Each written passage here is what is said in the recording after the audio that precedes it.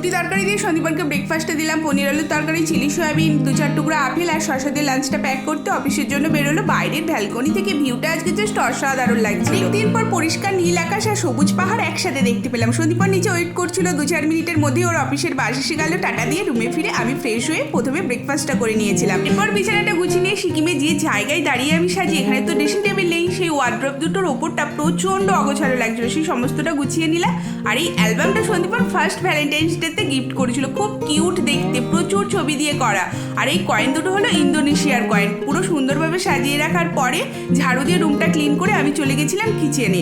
Weekly বাসন রাখার একটা যেভাবে পরিষ্কার করে থাকি সেভাবে ক্লিন করে নেওয়ার পর বোতলে জল ভরে নিয়েছিলাম। আর ততক্ষণে স্নানের জলও গরম হয়ে গেছিলো। স্নান থেকে ফিরে ঠাকুরকে ধূপ দিয়ে খাওয়া দাওয়া করে বাইরে লক্ষ্য করলাম চড়া রোদ্দুর সমানভাবে। গরম কিন্তু প্রচন্ড ছিল। বিকালবেলা একটুখানি হাঁটতে বেরিয়েছিলাম, ফিরে গরম গরম চাউমিন, বিস্কুট, চা দিয়ে কিন্তু সন্ধ্যেবেলা স্ন্যাক্সটা সারলাম। টাটা।